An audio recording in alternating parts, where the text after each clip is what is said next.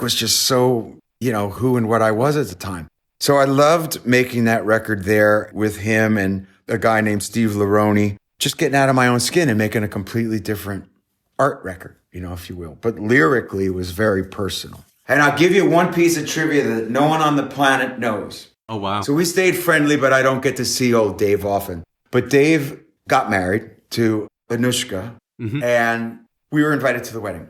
We went to the wedding, had a wonderful time. As Dave, as you can imagine, Jesus and all of the disciples were there. And, and they were all drinking wine and having a wonderful time. And so then, the weekend is over and we all fly back to whence we came. And we talked a year later. And I know that he had had a baby. And he knew that we had had a baby. And then we said, what's the baby's name? India. Okay, what's Jake? What's the birth date? May the 7th. No. Jake was May the 7th. You're kidding. What time of the day was it? And I'm going to say the time, I guess it was 4:00 in the afternoon. I said, oh, too bad, because, Jake was at 9:00 in the morning. And then we went, time change. These two kids were born on the same hour of the same day of the same year. Wow. 9 months after Dave's wedding. I guarantee you, Jake and his daughter were the byproduct of a beautiful wedding weekend. Yeah. A good time was had by all, obviously. How is that for a story? And true. And so the two of the kids met once, and it was beautiful. Wow. Incredible. Yeah. Dave's the greatest.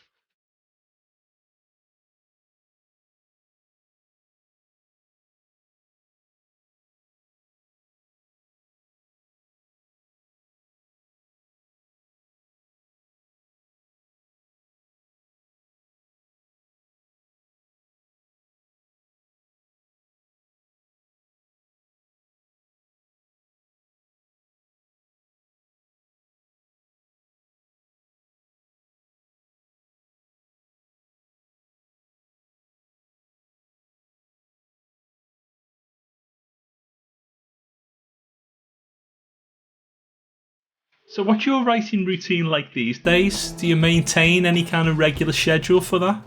No. One thing I realized a long, long time ago was when the creative stream is running, I'm there to catch everything that falls out. And then when it's not, and you turn off the faucet, I'm cool enough with myself to say, it's okay. It'll come back. I don't have to write every day. I see a little spark happen in, when I'm sleeping, or I'll write a couple of lines down, or I'll write a chorus or something. And then if it doesn't come, it doesn't come. So where I'm at today is I know I'm changing channels again. Like I couldn't really write a topical record again now. It's time to change the channel. I'm aware of that. With the riots at the Capitol, I sat down and I wrote a chorus of a song and just truly couldn't lock the lyric to the verse in because there was just too many pushes and pulls in what is the verse about? What is the point of view with these people? And then I let it go. So it sat there for a week, 10 days. And I was about to send the chorus to Billy Falcon and say, you want to write the verses with me because the chorus is great. And then David Bryan said to me, enough with the topical songs. But instead of me taking it the wrong way, I sort of went, good point. I think that truthfully, this one needn't to be written. I think where I'm at today, a month into it, is I'm going to let that one go. It's just time to change channels in my mind. I don't know where the next one's going, but enough of the topical stuff for now. Yeah. Are we taking the guitar as still your primary writing tool, or will you sometimes switch to piano to mix things up? Yeah, both. I mean, this one over here, this guitar, I'm in my New Jersey home and in my little office here. So this, I don't know how superstitious you guys are, but sometimes I say, this one talks to me, this one doesn't. Well, this old Martin was talking really good for American Reckoning and Do What You Can. Let's see if I can show you. Oh, yeah. Could you see what it says? Oh, wow. Amazing. Keep living on a prayer, Bob Dylan. Fantastic. So, right? So Those two came from Bob. And so like I call this guitar Bob. You know? And I'm like, hey, Bob, you know, we got anything today? And then the one I've had at another house, when I was writing this one the last 2 weeks, I was looking at it and basically giving it the finger. I was like, you don't want to talk to me? Well, I don't want to talk to you either. Go fuck yourself. And this black Takamini's got nothing to say to me. So I'm like, all right, I can go back and see Bob. We wondered if when it comes to those kind of classic ballads like Always or Bed of Roses, they sound to me like they started life on the piano. Would that be right? This is it. I just got you sitting on the top of it right now. But yeah, absolutely. And I'm a hack, but I can sit down and pound my way through those songs. And the writing is always different, piano to guitar. There's no question. A different melody will come on a piano than a guitar for sure. Even though you say you're a hack, those piano songs, like something like Always, it's so solidly crafted, isn't it? I mean, every section of that song is memorable. The bridge is as good as the verse. It's as good as the chorus, you know. I got that one right. I think you wrote that one on your own, didn't you? Yeah. Yeah, I've written a lot of our biggest hits by myself. You know, Blaze of Glory, Bed of Roses, Always. So yeah. I have no issue writing hit songs by myself, yeah. Well, pat on the back for that one. I'll take it. Gosh, that was omnipresent on the TV when we were growing up. The video for Always, wasn't it? Right. Yeah, that was a monster. But, you know, there was a song that I had written on the road for a film. The film wasn't great. It was a Gary Oldman movie called Romeo is Bleeding. Again, I had the script. I find it really easy for me to write music to movies. And I enjoy it immensely because they're handing you the storyline. Mm. You know, there's so many pictures in a 110-page script. And so Romeo is Bleeding was the name of the movie. So this Romeo is Bleeding, but you can't see it. And I'm writing the song. And so we did it. We recorded it. It was a much different version, really synth driven.